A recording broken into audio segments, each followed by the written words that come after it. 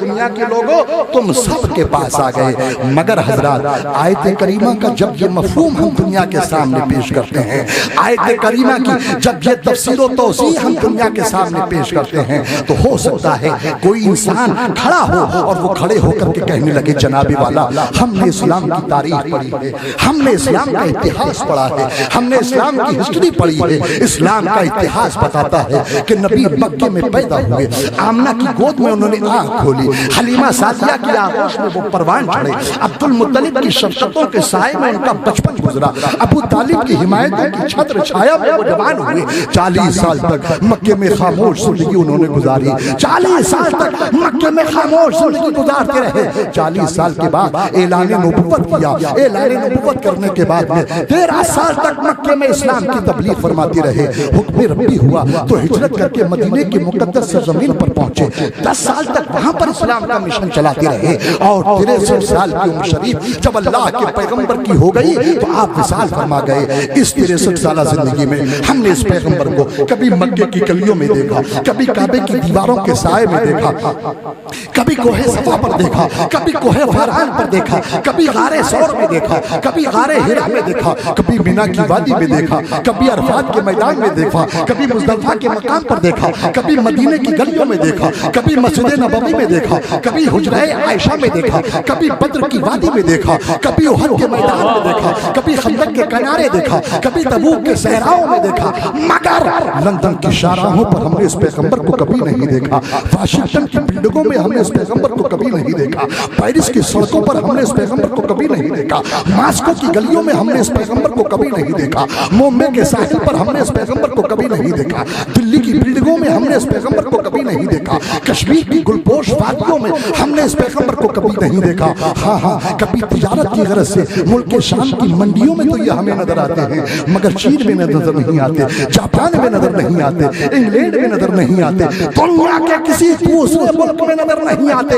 شام و عرب سے باہر دنیا کے کسی بھی چپے میں، دنیا کے کسی بھی حصے میں یہ ہمیں نظر نہیں آتے، اور جب شام و عرب سے باہر دنیا کے کسی دوسرے ملک میں یہ ہمیں نظر نہیں آتے ہیں تو پھر ہم کیسے مان لیں کہ یہ دنیا کے سارے انسانوں کے پاس آ گئے؟ ہم یہ کیسے مان لیں کہ یہ پورب والوں کے پاس بھی آئے، پچھم والوں کے پاس بھی آئے، اتر والوں کے پاس بھی آئے، دکن والوں کے پاس بھی آئے؟ عزیزان محترم، اگر یہ سوال آپ سے کیا گیا تو بحیثیت مسلمان آپ کے پاس اس کا کیا جواب ہوگا؟ آؤ بخاری کی سرزمین پر جشن آمد رسول میں آنے والوں، آج اس عظیم سوال کا جواب یہاں سے لیتے ہوئے آؤ میں آپ کو بتاتا ہوں۔ سوال قرآن پر ہے، قرآن نے کہا تھا یا ایھا الناس قد جاءکم، اے ساری دنیا کے لوگوں تم سب کے پاس آ گئے، قرآن نے یہ بات کہی تھی، سوال قرآن پر ہے، لہذا ہم جواب بھی قرآن ہی سے مانگتے ہیں۔ اے قرآن تو ہمیں بتا کہ نبی ساری دنیا کے انسانوں کے پاس کیسے آ گئے؟ نبی تو مکے میں پیدا ہوئے، مدینے میں رہے، کچھ دنوں کے بعد میں ان کا وصال ہو گیا، وصال ہونے کے بعد میں وہیں ان کو دفن کر دیا گیا، تو نبی ساری دنیا کے انسانوں کے پاس کیسے آ گئے؟ تو قرآن نے کہا النبی اولیٰ بالمؤمنین من انفسہم، نادانو نبی کو عام انسانوں کی طرح مت جانو، نبی مکے میں پیدا ہوئے، مدینے میں رہے، تو اس سے یہ مت سمجھو کہ یہ صرف مکے میں ہے، یہ صرف مدینے میں ہے، یہ صرف عرب میں ہے، نہیں، بلکہ نبی کی شان یہ ہے کہ نبی مومنوں کو، نبی مسلمانوں کو، نبی اپنے دیوانوں کو، نبی اپنے عقیدت مندوں کو، نبی اپنے چاہنے والوں کو، نبی اپنے غلاموں کے، ان کی جان سے بھی زیادہ قریب ہیں، اور جب نبی مسلمانوں کے ان کی جان سے بھی زیادہ قریب ہیں تو جہاں جہاں مسلمان ہیں وہاں وہاں نبی ہیں، اور مسلمان دنیا کے ہر ملک میں ہیں تو نبی بھی دنیا کے ہر ملک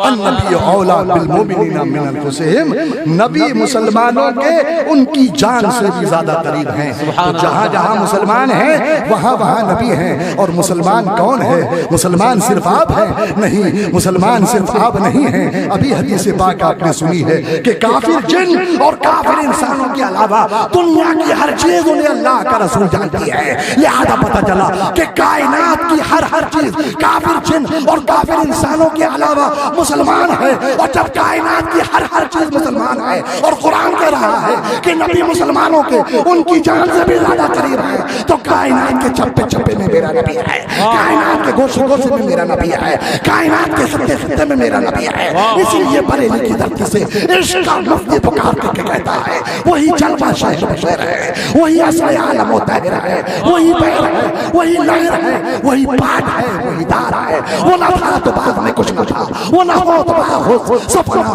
وہ ہے جان سے ہے بتا، وہی بن ہے بن ہی سے با۔ نعرہ تکبیر، نعرہ رسالت، جشن عید میلاد النبی، مسلک اعلی حضرت، نعرہ تکبیر،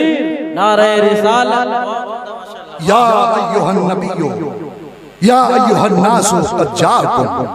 اے ساری دنیا کے لوگوں تم سب کے پاس آئے، اور ایسے آئے کہ قرآن نے اعلان کیا النبی اولا بالمومنین من انفسہم، نبی مسلمانوں کے ان کی جان سے بھی زیادہ قریب ہے۔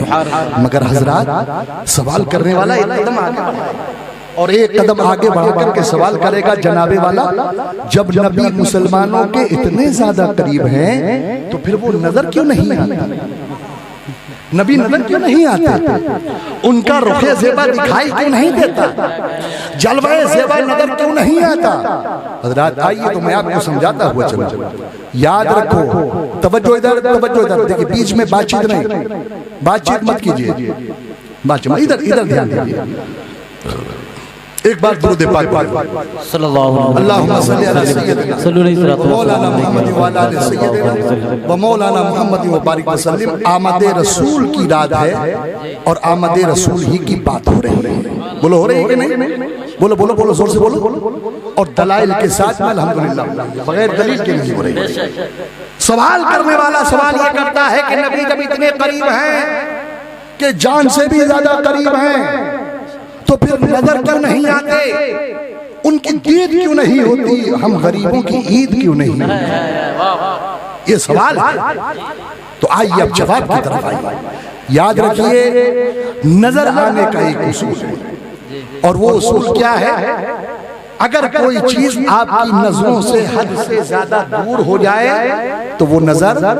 نہیں آئے گی۔ بولو، اگر کوئی چیز نظروں سے حد سے زیادہ دور ہو جائے تو نظر آئے گی؟ نہیں آئے گی۔ آپ یہاں رہتے ہیں،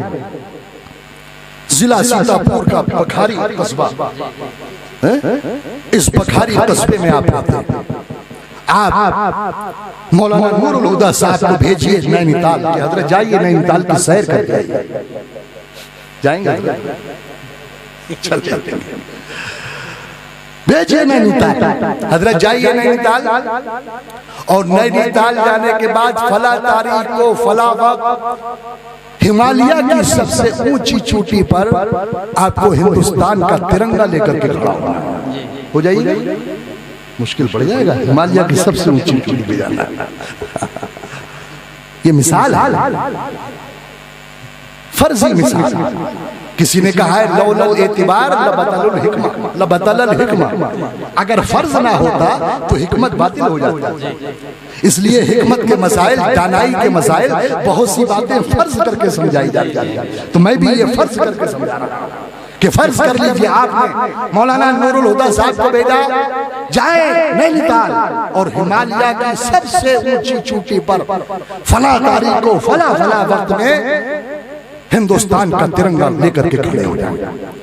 اور اسی وقت میں، ٹھیک اسی وقت میں،